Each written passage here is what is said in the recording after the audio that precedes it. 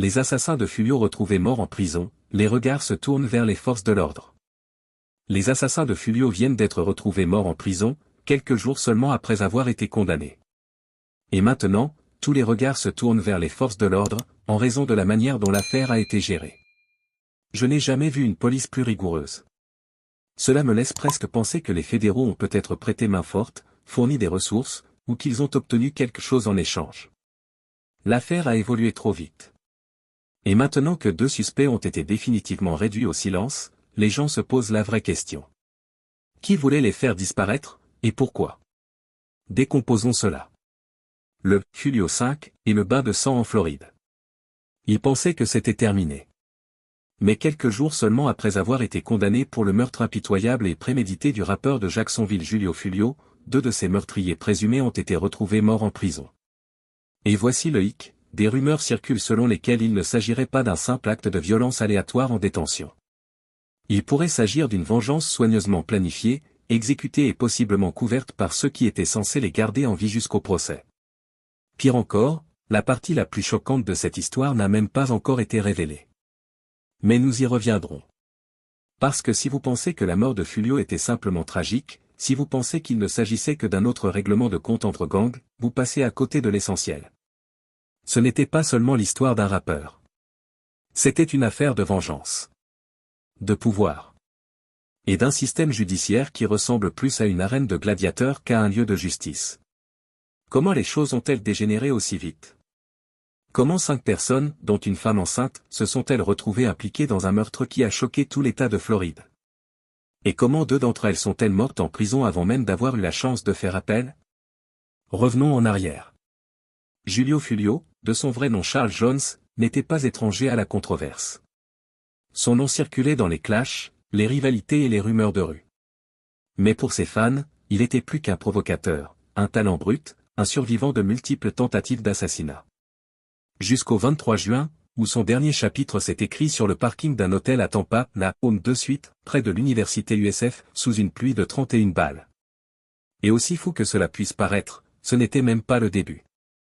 La police affirme que 5 personnes ont conduit pendant 3 heures, de Jacksonville à Tampa, dans l'unique but de tuer Fulio. Ils ont suivi chacun de ses déplacements alors qu'il faisait la tournée des clubs pour fêter son anniversaire. Les suspects. Rashard Murphy, 30 ans. Dave Murphy, 27 ans. Isaiah Chance, 21 ans. Alisa Andrew, 21 ans, enceinte. Shaun Gerright, 18 ans. Ce n'étaient pas des tueurs à gages professionnels. C'étaient, pour la plupart, des jeunes de moins de 25 ans, plus ambitieux que réfléchis. Et une fois la fusillade lancée, les preuves ont rapidement afflué. Vidéo de surveillance? Vérifié. Relevé téléphonique? Vérifié. Image des suspects préparant les armes comme s'ils tournaient un clip? Vérifié. Cette affaire avait plus de preuves que l'IRS n'a de reçu. Selon la police de Tampa, les tireurs ont attendu patiemment devant l'hôtel, puis ont attaqué sans hésitation. À la fin, Fulio gisait mort sur le siège passager avant, criblé de balles. Et ensuite? Ils ont célébré. Davon a envoyé un message disant que sa soif était étanchée, qu'ils ouvriraient une bouteille de Don Julio à leur retour à Jacksonville. Alors, si vous cherchez des coupables parfaits pour la peine de mort, ce groupe semble tout désigner. Ils ont fêté leur crime. Ils ont posté à ce sujet. Ils ont même plaisanté en privé comme s'il s'agissait d'un tableau de chasse. Et aujourd'hui, 2 d'entre eux sont morts avant même d'avoir pu être pleinement jugés. Ce n'était pas un procès. C'était un compte à rebours. Le cas d'Alisa Andrew. La suspecte, Alisa Andrew, n'a même pas tenté de fuir. Elle a coopéré presque immédiatement et donné aux enquêteurs des informations accablantes. Son téléphone avait suivi Fulio dans chaque club cette nuit-là. Elle n'a pas tiré, mais la police affirme qu'elle a permis que le meurtre se produise. La dernière fois que nous avons parlé de cette affaire, Fulio venait juste d'être tué. Aujourd'hui, la plupart des suspects ont été arrêtés. Et la fille qui a donné leur position? Elle coopère. Laissez ça pénétrer. Une femme enceinte de 21 ans risque la perpétuité ou pire, pour avoir simplement envoyé des messages de localisation à son petit ami. Et devinez ce qu'elle va probablement faire? Craquer. Selon les documents judiciaires, elle est la seule à ne pas avoir renoncé à son droit à un procès rapide. Une stratégie, selon les experts, pour obtenir un accord de plaidoyer et éviter la perpétuité ou la peine capitale. Même Bouzy a déclaré que des policiers avaient ri de la mort de Fulio, et que toute cette affaire sentait la partialité et l'injustice. Mais ce n'est pas tout. Rashard Murphy, l'un des présumés tireurs, aurait demandé à se représenter lui-même devant un tribunal, dans une affaire de peine de mort. Ce n'est pas un tribunal pour excès de vitesse. C'est un tribunal où l'on peut mourir par injection létale. Spoiler, il n'a pas réussi. Selon Fox 13, Rashard Murphy est maintenant l'un des 2 suspects morts en prison dans des circonstances obscures. Justice carcérale? Représailles? Affiliation de Fulio à un gang? Ou quelque chose de plus sombre, enraciné dans le système lui-même? Le département des services correctionnels de Floride n'est pas reconnu pour sa transparence. Et la prison de Lowell, là où Aliza pourrait être incarcérée, est depuis longtemps pointée du doigt pour la violence entre détenus, les agressions du personnel et une culture de la peur. Et maintenant, elle va accoucher en prison.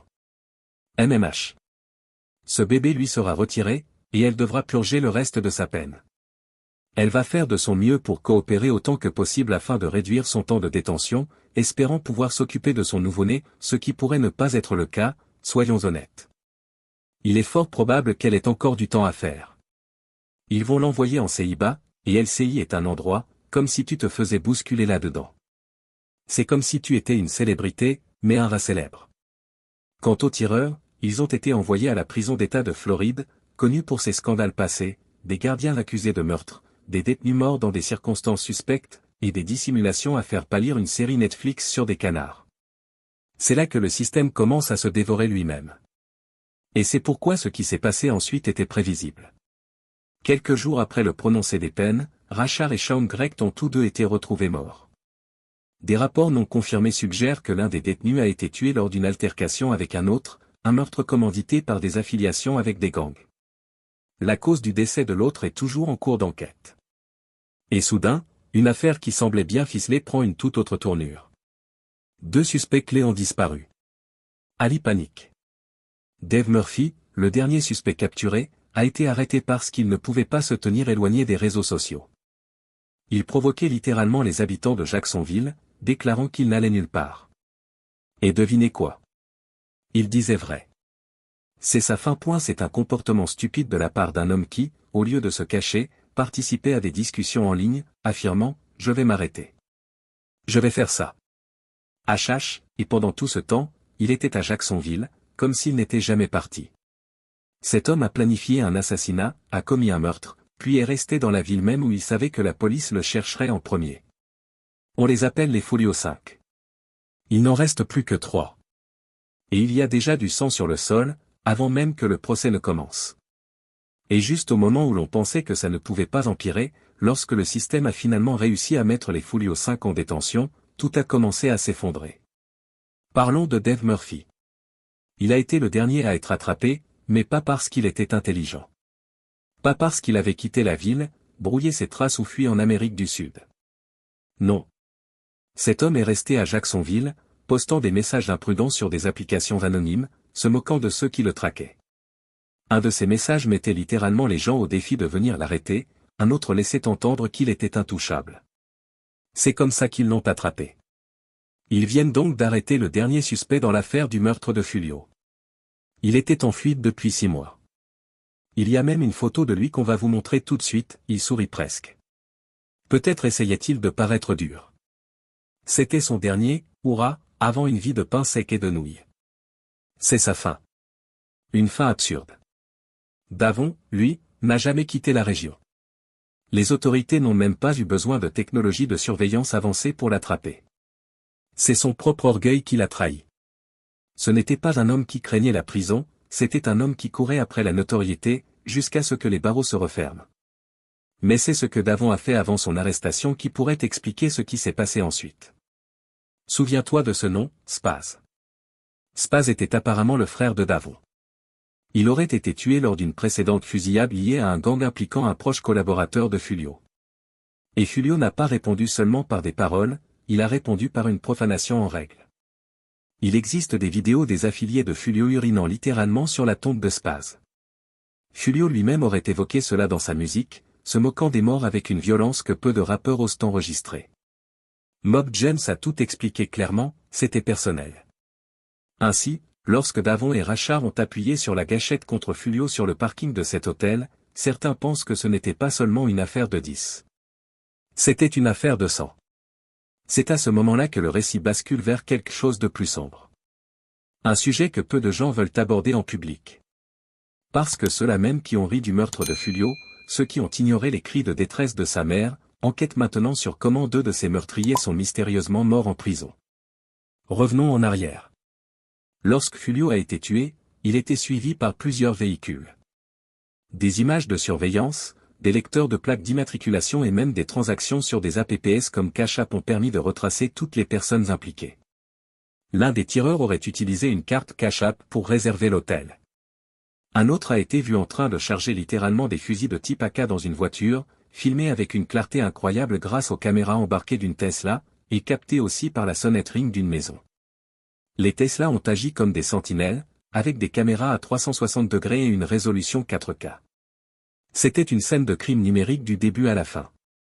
Ils ne se sont pas seulement fait prendre, ils ont laissé derrière eux une traînée de bêtises dont les procureurs se délectent désormais. Mais pourquoi est-ce important? Parce que lorsque des détenus comme Rashard et Shawn mouraient derrière les barreaux, le système pénitentiaire refusait de fournir une réponse claire. Au début, on a attribué cela à la violence entre détenus. Mais des sources anonymes affirment le contraire. La rumeur s'était répandue dans la cour. Les relations de Fio allaient bien au-delà de la simple musique. Les gens à l'intérieur savaient exactement qui étaient les tireurs, et ils ont décidé de gérer la situation à l'ancienne. Une histoire, rendue publique de manière anonyme, affirme que Rashard a été piégé dans un couloir, agressé violemment et laissé sans aide pendant des heures.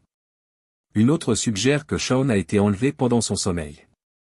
Ces versions ne sont pas confirmées. Mais si une partie seulement est vraie, l'histoire la plus importante n'est pas simplement qu'ils sont morts. C'est de savoir qui a permis que cela se produise. Car si le département des services correctionnels de Floride peine à détourner le regard, ce n'est pas seulement une affaire de guerre de gang. C'est une histoire de vengeance sanctionnée par l'État. Écoutez simplement ce que 1090 GEC a dit à propos du système pénitentiaire de Floride. Et un faible CI, c'est un bon point. Comme si tu t'étais fait pousser là-dedans. Donc c'est comme si t'étais un rat célèbre, tu vois ce que je veux dire. Mais ils s'en prennent surtout aux filles qui tuent leurs propres enfants ou font des trucs comme ça. Mais LCI, le département des services correctionnels de Floride, s'en sort pas. C'est un peu comme si c'était la guerre. Tu vois ce que je veux dire? Il y a des gardiens qui tuent des gens, des détenus qui tuent des gens. Donc ce à quoi ils doivent s'attendre, c'est rien de bon. Et puis, évidemment, si l'un demeure, ce sera une toute autre histoire. Ce n'est pas une hypothèse. C'est un modèle connu. Les établissements correctionnels de Floride sont tristement célèbres pour leur usage excessif de la force, les décès de détenus et les abus généralisés. Mais la rapidité et le silence qui ont entouré les décès de Rashard Murphy et Shawn Gerright, 2 des meurtriers présumés de Julio Fulio, ont fait naître des rumeurs jusque dans les couloirs des forces de l'ordre. Selon des sources internes, il y aurait eu de multiples alertes, pancartes, bagarres, demandes d'isolement, plaintes écrites, tout ignoré. Parce que voici une vérité que personne ne veut admettre. Certaines personnes voulaient leur mort. Et dans la prison d'État de Floride, cela peut être arrangé. Rembobinons. Et que vous le croyez ou non, les faits suggèrent qu'il ne s'agissait jamais uniquement de justice. Il s'agissait d'effacement. Ils ne voulaient pas de procès. Ils voulaient le silence. Et ils l'ont obtenu. 2 suspects réduits au silence à jamais. Un système qui tue avant le verdict. Au moment où le 2e corps a touché le sol de la prison, personne ne s'est demandé. Comment est-ce arrivé? Il se demandait. Comment quelqu'un a-t-il pu ne pas voir cela venir? Le système correctionnel de Floride n'est pas étranger au scandale. Rashard Murphy a été accusé de meurtre avec préméditation, au premier degré, comme les autres. Mais son dossier a rapidement déraillé. Selon des documents judiciaires obtenus par les médias locaux, Rashard a demandé à révoquer son avocat et à se représenter lui-même. Plusieurs médias ont rapporté que son comportement suscitait des inquiétudes. Il n'était pas simplement provocateur, il était frustré, se plaignant de ne pas pouvoir communiquer avec son avocat, et d'être traité comme s'il avait déjà été condamné. Je pense que ce type est fou. Je pense que c'est pour ça. Je veux dire, il veut se défendre tout seul, ce qui est insensé dans une affaire de peine de mort. Et puis il a effectivement dit qu'il pourrait plaider la folie. Ce qui est également insensé, étant donné les faits, ces gars avaient tout planifié avec minutie et ont tenté de dissimuler le crime. Et quand vous avez ce genre de préparation et de camouflage, bonne chance pour plaider la folie. Car pour qu'une défense de folie soit recevable, vous devez souffrir d'un trouble mental avéré et ne pas comprendre la différence entre le bien et le mal. Mais lorsqu'on planifie méticuleusement un crime et qu'on cherche ensuite à effacer ses traces, cela démontre une chose. Vous saviez que ce que vous faisiez était illégal. Vous saviez que c'était mal. Et quand, en plus, vous essayez de présenter cette défense insensée en tant que votre propre avocat, vous doublez votre échec. Et puis la lettre est arrivée. Rachard avait écrit au juge, affirmant que les gardiens de la prison bloquaient son courrier, limitaient ses appels téléphoniques et l'empêchaient de préparer sa défense. Ce n'était pas un homme qui jouait un rôle. C'était un homme en train de s'effondrer. Et quand on mêle désespoir et réputation dans une prison de Floride, cela devient une recette pour la violence. Nous l'avons déjà vu. En 2012, Darren Rainey, un détenu souffrant de troubles mentaux à l'établissement correctionnel de Dade, a été ébouillanté vif sous une douche brûlante par des gardiens. Sa peau se détachait littéralement en lambeaux. Personne n'a été inculpé avant 4 ans. En 2015, plusieurs gardiens du centre correctionnel de Franklin ont été identifiés comme membres d'un gang suprémaciste blanc opérant à l'intérieur de la prison. Et en 2020, un lanceur d'alerte a révélé que les gardiens de l'établissement correctionnel de Lowell, où Alisa Andrew risquait d'être envoyée, forçaient les détenus à commettre des actes dégradants sous la menace de violence. Ainsi, lorsque 2 jeunes hommes noirs, fraîchement accusés du meurtre d'un rappeur célèbre, meurent quelques jours après leur condamnation, cela ne ressemble pas à une coïncidence. Cela ressemble à un schéma, surtout si l'on considère les affiliations à des gangs impliqués. Soyons clairs, Foolio n'était pas seulement un rappeur. Il était le visage du groupe C-Block et de ses rivaux, ATK et 1200, des groupes qui, selon les forces de l'ordre, ont orchestré ce meurtre en représailles à des assassinats antérieurs.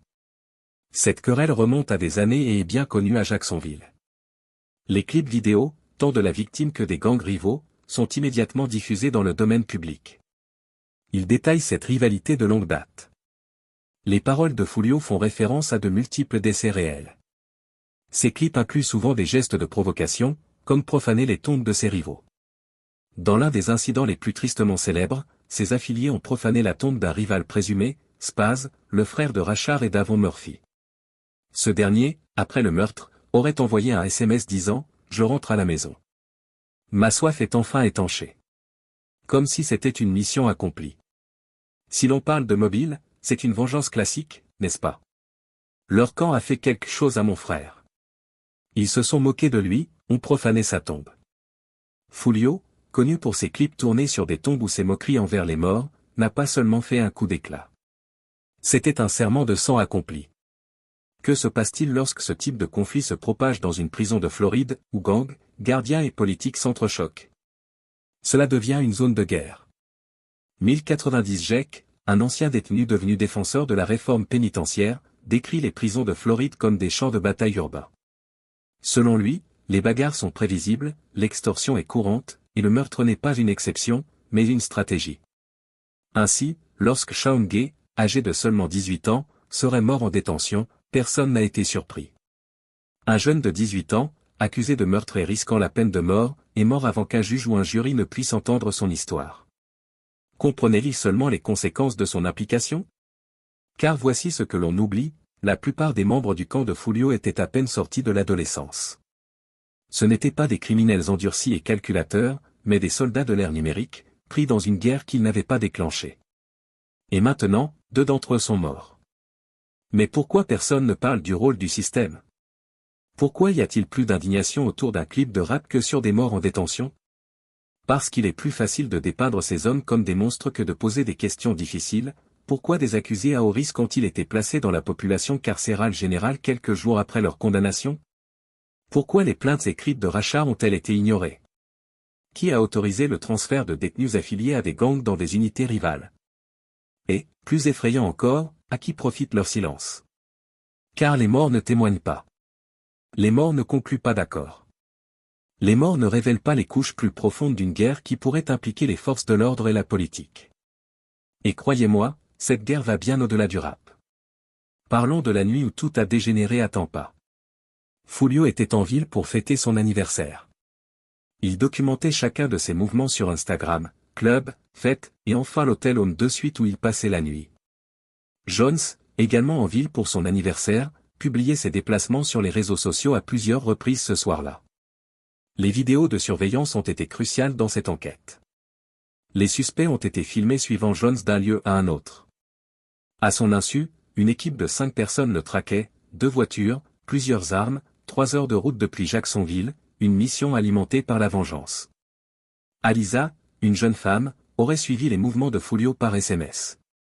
Les données de localisation de son téléphone, ses journaux GPS et ses publications sur les réseaux sociaux l'ont directement relié à l'affaire. Il savait quand il était au bed and breakfast.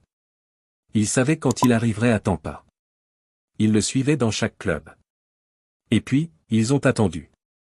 Fulio n'est pas mort sur le coup, mais il n'avait aucune chance. Son corps a été retrouvé affalé sur le siège avant, criblé de balles. 3 autres personnes ont été blessées, aucune n'était la cible. Mais voici ce qui glace le sang, chaque étape du meurtre a été filmée. Les suspects ont été capturés par des caméras de lecture de plaques d'immatriculation. L'un d'eux utilisait la voiture de sa mère, qui a déclaré « Je n'avais pas la voiture à ce moment-là, mon fils l'avait ». Vidéos de surveillance, lecteurs de plaques, sonnettes connectées, journaux d'appel, reçus d'applications de paiement, tout était là. Ils ont trouvé des balles dans la maison de l'un des suspects, ainsi qu'une des armes du crime, avec des munitions correspondant à celles de la scène de la fusillade. Ce jeune gardait même des objets liés au meurtre chez lui, comme un faux. Le niveau de preuve est presque sans précédent, au point que 1090 GEC a déclaré « Le texte s'arrête ici, comme dans l'original ». Eh bien, ce n'est pas comme s'ils allaient s'en tirer comme ça. Non, ils ont tellement de preuves contre eux. C'est comme si, en les traversant, on pouvait simplement choisir une prison. Où voulez-vous aller? Ce n'est pas une option. Il est même impossible de trouver une défense crédible pour eux. Ils étaient cuits dès l'instant où ils ont appuyé sur la gâchette. Mais le système, lui, n'a pas attendu le verdict. Il a rendu son propre jugement. Il a joué au bourreau. Et maintenant, il n'en reste plus que 3, une femme enceinte, un fugitif délirant qui croyait que les messages privés sur Instagram le rendaient immortel, et un homme essayant de monter une défense pour folie, pendant que le juge se prépare à présider un procès où la peine de mort est envisagée. Ce n'est plus du hip-hop. C'est une spirale mortelle. Et le plus dérangeant, c'est qu'il n'y a aucun gagnant. Fulio est mort. 2 suspects sont morts. Une femme pourrait accoucher enchaînée. Les autres risquent des décennies de prison, voire la mort. Mais il ne s'agit pas seulement de cette affaire. Si l'on prend du recul, on observe une tendance à travers tout le pays, des rappeurs de drill assassinés dans des attaques coordonnées, des meurtres en représailles célébrés comme des TikTok viraux, et de jeunes hommes noirs engloutis dans un système judiciaire plus intéressé par le spectacle que par les solutions. La question n'est pas « qui l'a fait », mais « qui l'a permis ». Qui a laissé ces jeunes se radicaliser dans une guerre numérique où la mort est monnaie courante et où la célébrité sur Instagram est roi? Qui a laissé le système pénitentiaire devenir le second bourreau? Et que se passera-t-il quand le prochain rappeur mourra? Allons-nous continuer à faire semblant d'être choqués? Ou allons-nous enfin admettre la vérité? Ce n'est plus seulement de la musique. C'est un hachoir à viande. Et à moins qu'un changement n'intervienne, cela ne fera qu'empirer. L'exécution avant le verdict. Quand la poussière est retombée, le bilan n'était pas seulement tragique, il était calculé. Julio Fulio est mort à 26 ans. Shaun Grecht, à 18 ans. Rashford Murphy est mort avant même qu'un seul appel ne puisse être déposé. Et maintenant, l'État de Floride se prépare à faire quelque chose qu'il n'a pas fait depuis des décennies, demander plusieurs peines de mort dans une affaire liée au rap. Laissez ça pénétrer. À la suite de ce qui ressemble à une exécution, les procureurs de Floride demandent la peine capitale contre au moins 2 des suspects restants. Parmi eux, Davian Murphy, celui qui riait sur des lives en déclarant rester à Jacksonville comme s'il était invincible. Alicia Andrew, la femme enceinte accusée d'avoir suivi Fulio la nuit de sa mort. Elle risque la prison à vie. Mais voici ce que personne ne dit à voix haute, est-ce vraiment de la justice? Ou simplement de la vengeance avec de la paperasse? Parlons de ce qui se passe réellement en coulisses. En avril, la procureure d'État Suzy Lopez a tenu une conférence de presse aux côtés de la police locale et d'agents fédéraux. Le ton n'était pas grave. Il était triomphant, 5 personnes inculpées, plusieurs armes saisies, des journaux d'appel et des signaux GPS présentés comme preuve. On aurait dit qu'ils venaient de démanteler un cartel. Et en un sens, c'est ce qu'ils ont fait. Parce qu'il ne s'agit pas d'un seul meurtre. Il s'agit d'une vendetta qui traverse Jacksonville, une guerre de territoire entre les collectifs de Rapateka, 1200, et 6 blocs. Et si les tribunaux parviennent à obtenir des condamnations à mort, ce sera la première fois que cette guerre sera punie au plus haut niveau. Mais demandez à n'importe quel avocat de la défense, les preuves peuvent être accablantes, mais les motivations sont souvent plus complexes que les gros titres ne le laissent entendre. Prenons Rashard Murphy, l'un des inculpés retrouvés mort. Il essayait de monter une défense pour troubles mentaux. Les documents du tribunal montrent qu'il tentait de licencier son avocat, avait déposé des requêtes manuscrites, et décrivait des mauvais traitements en prison, l'empêchant de préparer sa défense. L'analyste juridique d'Eva Rombur a expliqué que même si Murphy était probablement instable, cela ne suffisait pas juridiquement à établir une défense pour folie. Il avait peut-être un problème, mais ça ne signifie pas qu'il remplissait les critères d'une défense pour aliénation mentale. Mais maintenant, Murphy est mort. Et le procès se poursuivra sans lui. Ce n'est pas une victoire. C'est un avertissement. Les prisons de Floride broient les gens avant même que la justice ne s'exerce. Et ce n'est pas un cas isolé. Des groupes de défense des droits de l'homme ont recensé des dizaines de morts en détention provisoire, dans des conditions suspectes. Des malades mentaux placés dans la population générale. Des suspects vulnérables privés de protection. Des enquêtes internes qui disparaissent sans aucun compte à rendre. Cela soulève une question troublante, est-ce qu'on juge les gens? Ou est-ce qu'on les prépare à mourir? Revenons à Alicia Andro. Elle avait 21 ans, enceinte, et n'a pas tiré une seule balle. Mais selon la loi floridienne sur les meurtres aggravés, le simple fait de participer à un complot la rend aussi coupable que les tireurs. Le plus probable? Elle coopère. Les procureurs n'ont rien confirmé publiquement, mais plusieurs sources proches du dossier affirment qu'elle parle depuis le premier jour. Elle a donné une interview à la police dès son arrestation, confirmant leur présence sur les lieux. Son téléphone a été géolocalisé tout au long du trajet de Fulio à travers Tampa. Et sa décision de ne pas renoncer à un procès rapide, contrairement aux autres accusés, laisse penser qu'elle cherche à accélérer un accord de plaidoyer. En fait, l'un de mes contacts, Kilcon RL, l'a mentionné. Il a dit qu'Alicia Andrew avait demandé un procès rapide, alors que les 3 autres y ont renoncé. Donc oui, cela suggère qu'elle coopère. La vraie question est, que dit-elle? Et qui sera entraîné ensuite? Selon plusieurs sources, dont DJ Academic, le meurtre de Fulio aurait été une vengeance pour la mort de Spaz, le frère de l'un des tireurs. Non seulement Spaz aurait été tué par quelqu'un de l'entourage de Fulio, mais une vidéo virale montrait un individu urinant sur la tombe de Spaz. Une insulte publique. Ce type de chagrin devient de la rage. Et cette rage devient une mission. La mort de Fulio n'était pas spontanée. Elle était planifiée, documentée, et probablement orchestrée par des éléments plus profonds de la hiérarchie des gangs locaux. Et maintenant, une bombe encore plus grosse pourrait exploser, des rumeurs parlent d'un acte d'accusation scellé en préparation.